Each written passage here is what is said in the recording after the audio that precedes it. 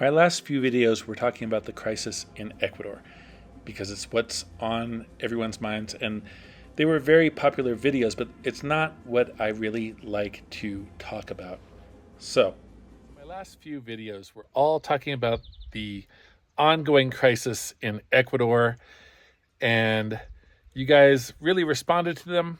I can understand why the media takes the spin they do because negative videos and videos about crime and crisis, they attract a lot of attention, but those aren't the kind of videos that I really like to make. So I'm going to step away from that for a moment to make a video about why I stay here, why I live in Ecuador, why I love Ecuador despite its problems, and basically show you a little bit of my world. So I mentioned before that I'm out on my farm in Ecuador, and living someplace like this is absolutely not something I could afford in the US. And that is at the heart of why a lot of Americans or Canadians or Europeans move to Ecuador. So I'd like to talk about that for a second, about what it costs to live here.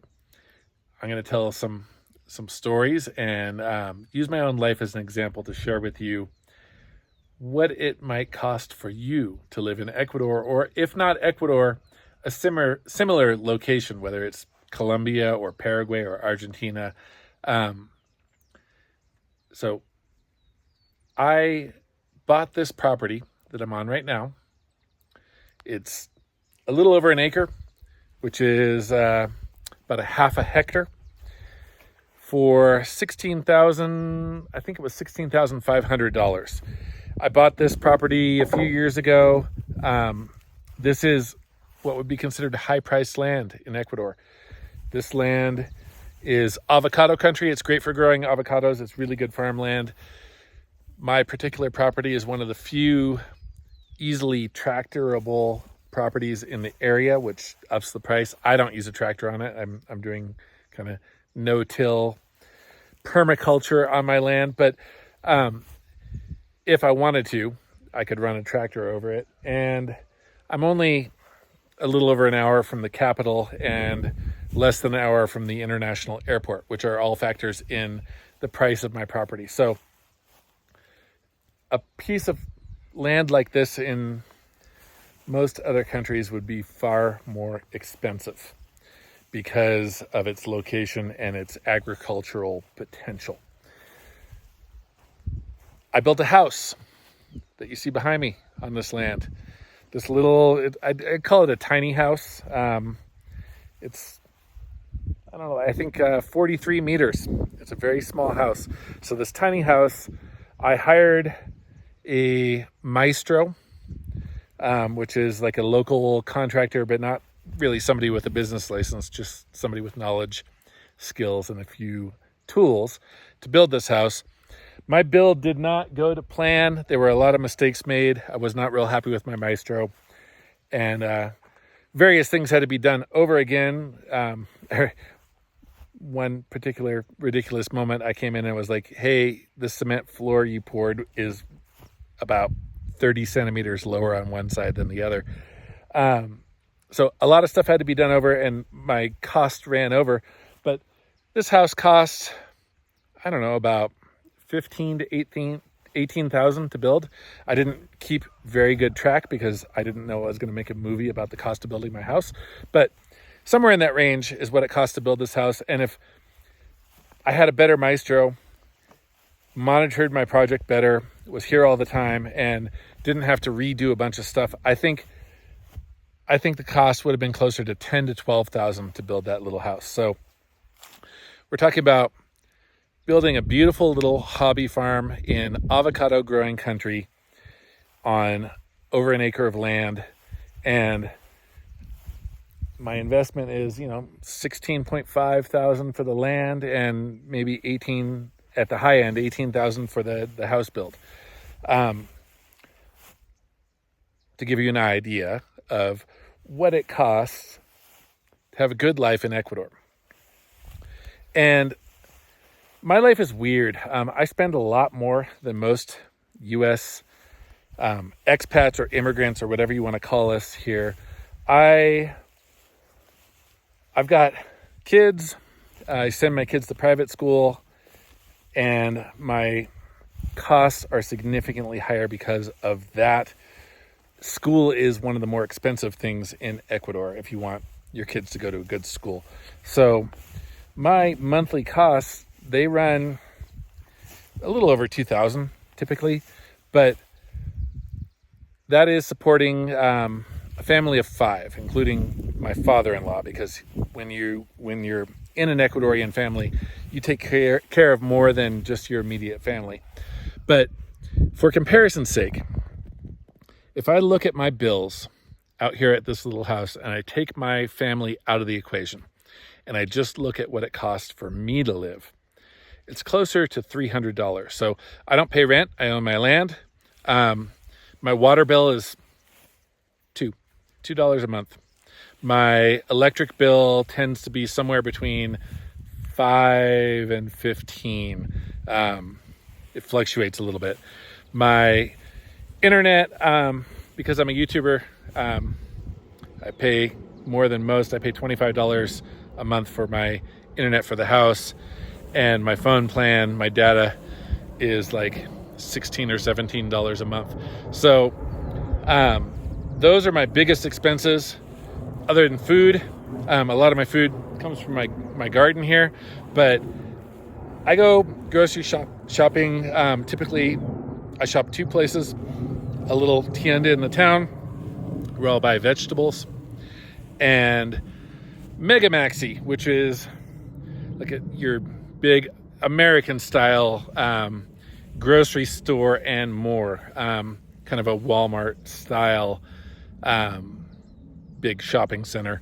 So I go there, even though it's more expensive than most shopping in Ecuador, because I can find all sorts of products that I cannot find in the tiendas, like my salsas. I love like green salsa.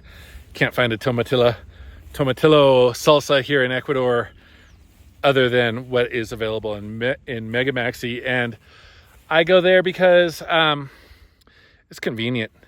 Time is money, and I can get a lot of shopping done quickly there rather than running to 6 different little tiendas to get the various things I need for a slightly better price. So about $300 a month is what it would cost me to live a very simple, basic life out here in the house that I own in a rural part of Ecuador, where some of my vegetables I produce myself, and other things, milk and meats and stuff like that, I buy in the store. And I get to live out here. I get to live in this incredibly beautiful place. Now, there are trade-offs, there are inconveniences, and there is risk. There is no reward without risk, right? So I've had a ton of people messaging me and asking me if they should continue their plans to move to Ecuador. They were planning it, and then this crisis broke out, and they're reconsidering, they're nervous, they don't know what to do. And I can't answer that question for you. I can answer that question for me. I can tell you what I would do, but I can't tell you what you should do, because everyone's level of risk aversion or risk acceptance is different. Everyone's needs are different. Different people place a different level of importance on different types of safety and security. So some people are very focused on crime. And if you're very focused on crime, then really Latin America probably isn't the part of the world for you.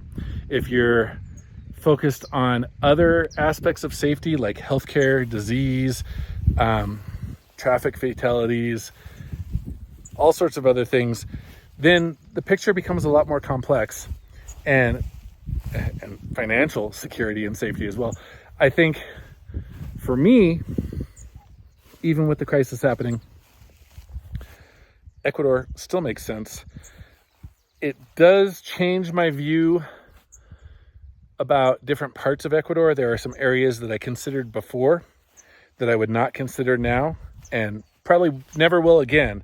There was a point where I lived on the northwest coast of Ecuador in an area that it's absolutely dangerous. It's totally dangerous. I lived there with my family. Lived there for about 6 months. Realized my mistake and moved away. But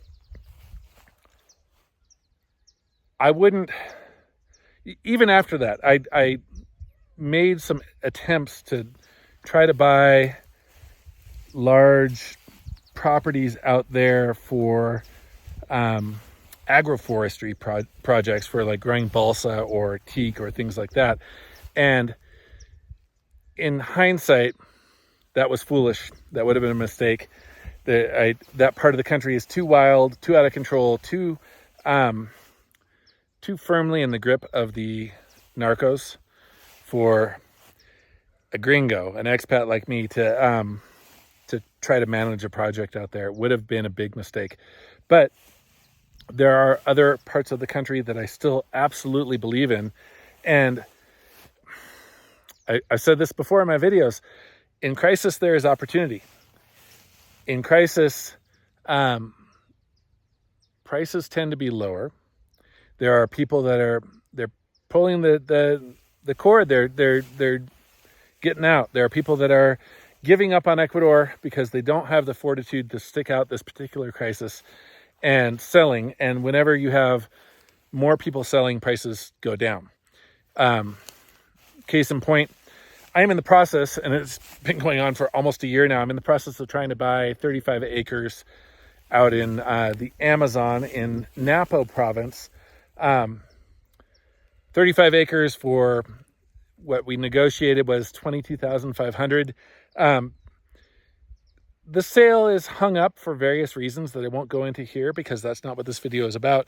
But I think in part because of the crisis, to keep me interested, the seller has negotiated himself down. He's dropped the price to $22,000 from $22,500 because I think he's scared that his gringo buyer that he'd been waiting for, cash buyer, is gonna bail, is gonna freak out and not follow through on the sale. So that is the effect of crises like this. While the rest of the world is experiencing hyperinflation in rents, in land prices and house prices and food during the pandemic, yeah, there was a little bump in the price of corn, and the price of corn affected the price of chicken and the price of eggs and some other products that are related to corn. There, animal rearing tends to be affected by corn prices, but beyond that, not much changed here. The prices didn't change much. And with this current crisis now, I expect that pattern to continue. While the rest of the world is in a period of hyperinflation, this part of the world is not. Prices are holding steady or dropping. And that is something I hope you all will think about, take into consideration when thinking about where to move. What more do I have to say here? Just taking the lifestyle, the beauty. Yes, there's crime in Ecuador. Yes, it's not totally secure. No, that crime isn't out here on my farm. I don't experience it out here. I also live in Quito. I spend about half my time there. And when I'm there, I see it. I see the crime. I see the police raiding neighbors' houses. I see all kinds of crazy stuff. And I do worry for my kids. I don't let them go out by themselves. There are places in Ecuador that, they're truly dangerous. And some of those places are neighborhoods in Quito that are not gated. They're not upscale.